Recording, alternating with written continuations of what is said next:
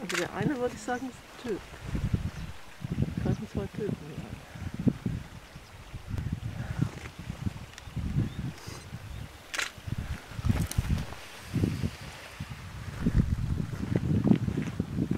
Die Frage, ob der noch mehr.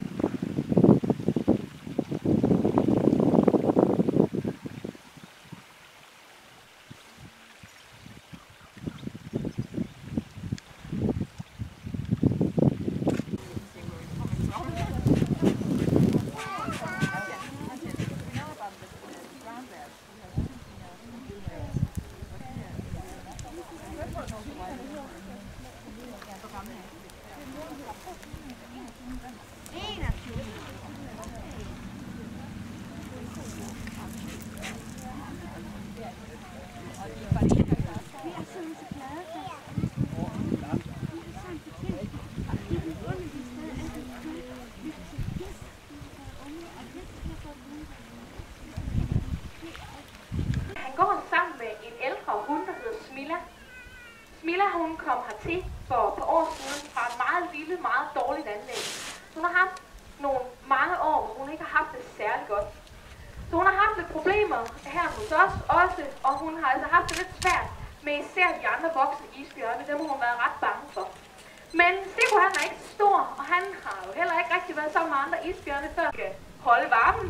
Det hjælper dem sikkert også, når de nu er ude i vandet. Hvor er de altså bare søde. Man bliver helt distraheret, selvom man skal stå her og snakke. De her 10 cm, de holder godt på varmen, men det er også et godt forråd til de tider på året, hvor der ikke er så meget at spise. Og de her tider, dem skal vi nok vende tilbage til. Fordi først så skal vi lige snakke om, hvor isbjørne i naturen de får 10 cm fedtlag fra. Det kommer selvfølgelig ikke af sig selv. Og en isbjørn, den... Ved du hvad? Jeg tror, det er meget sådan.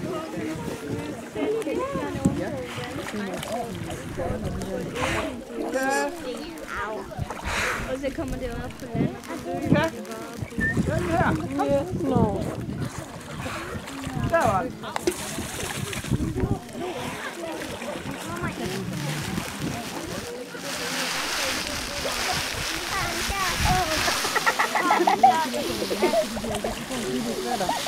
Hold da. Hov, hvor siger de anden her? Den plasker i vandkanten. Den bider sådan. De leger. Det er fordi, de ikke kan finde ud af at kilde, så er de nødt til at bide lidt i hinanden. Ja, de leger. De plasker rundt i vandkanten. De vil heller ikke slås. De skubber hinanden. De kommer ikke til at fodre det der. Det der, det er nice. Ja, det er lige lidt lysere i det. Det er